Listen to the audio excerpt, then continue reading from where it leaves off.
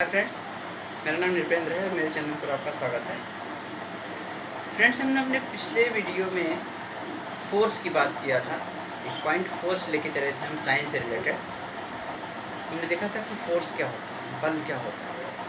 ठीक है, तो हम ये देखे थे कि हमारी हर वो एक्टिविटी जो किसी चीज़ की स्थिति को चेंज कर दे, उसकी अवस्था को चेंज कर दे या चेंज करने का प्रयास करें, कोशिश करें, तो उसको हम लोग फोर्स कहते हैं। ठीक है, आज हम देखेंगे कि फोर्स के कितने फोर्स के 3 रूल्स जो हम कह रहे थे। और उससे पहले हम ये देखेंगे कि एक बैलेंस फोर्स और अनबैलेंस फोर्स क्या होता है।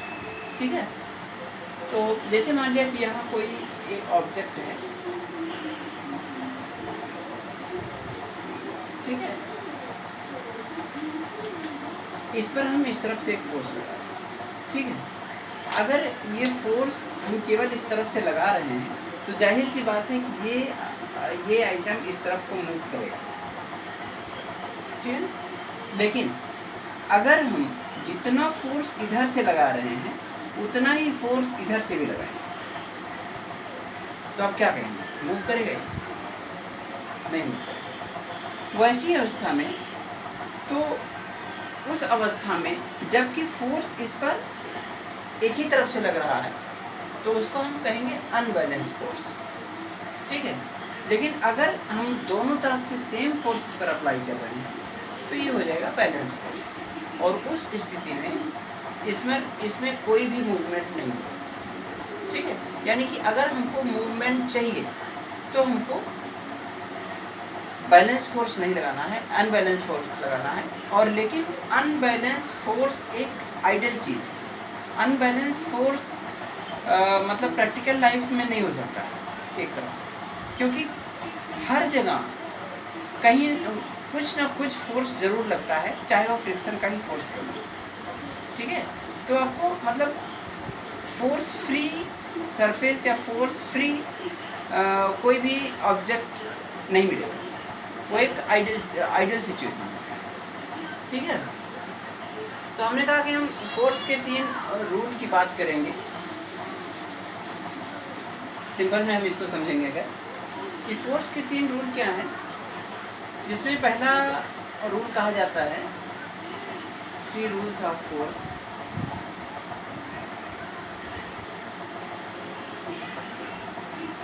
जिसमें फर्स्ट है आपका लॉ ऑफ इनर्शिया, इसको कहा जाता है law of inertia, Newton's first rule. ठीक है, लॉ ऑफ इनर्शिया क्या है कि जैसे कोई ऑब्जेक्ट है, कोई भी चीज़ है, कोई मतलब कुछ भी है, वो जिस स्टेटस में रहता है, जिस कंडीशन में रहता है, उसी कंडीशन में रहना चाहता है।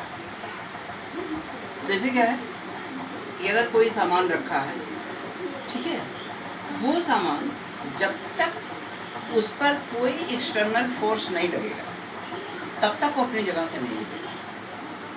ठीक है, कोई पेन है, जहाँ रखा है वहीं रखा रहेगा जब तक कि उस पर कोई एक्सटर्नल फोर्स नहीं लगेगा।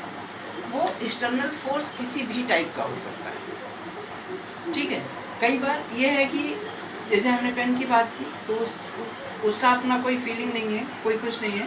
उस पर जब आप अपने हाथ से फोर्स लगाएंगे, उठाएंगे, तभी वो हटेगा वहाँ से। ठीक है, कई बार क्या होता है कि कुछ चीज़ें जैसे कोई पत्ती है, वो इसलिए हिलती है क्योंकि उस पर हवा का फोर्स लग रहा है। ठीक है, हम कहीं बैठे हैं, हम अगर वहाँ से उठ के जाते हैं कहीं पर, तो हमारे अंदर हम पर क्या फोर्स लग रहा है कि हमारे अंदर की कोई इच्छा है, वो भी एक तरह का एक्सटर्नल फोर्स हुआ जो हमको एक जगह से उठा के दूसरी जगह ले जाने के लिए बोल रहा है। हम ऑफिस जा रहे हैं, सुबह उठ के जाते हैं, सुबह उठते भी हैं, सोकर उठते भी हैं, तो वहाँ भी एक एक्सटर्नल फोर्स है कि हमारी कुछ एक्टिविटीज़ हैं जिनको हमें करना है, वो एक्सटर्नल एक्टिविटीज़ हमको उठाने के लिए फोर्स करती हैं। ठीक है, कहने का मतलब ये है कि ये एक स्टेटस में रहने की प्रॉपर्टी जो है वो हर जगह होती है, हर चीज़ में होती है। कोई भी चीज़ बगैर किसी कारण के, कहा जाता है ना कि बगैर किसी कारण के कोई भी चीज़ हिल नहीं सकती, एक तिनका नहीं हिल सकता। कहते हैं कि बिना भगवान की मर्जी के कहते हैं कि एक तिनका नहीं हिल सकता। तो कहने का मतलब यह है कि एक तिनका भी हिलेगा तब भी उसमें किसी की मर्जी, किसी का फोर्स जरूर है। ठीक है, तो इसका मतलब क्या हुआ कि जब तक किसी चीज़ पर कोई एक्सटर्नल फोर्स नहीं लगेगा तब तक वो चीज़ अपने आप अपनी जगह से मूव नहीं करेगी। ठीक है, या ऐसा कह सकते हैं कि अगर कोई चीज़ मूव कर रही है, ये तो हमने एक बात देख लिया कि अगर कोई चीज़ कहीं रखी है तो अपनी जगह से नहीं हिलेगी।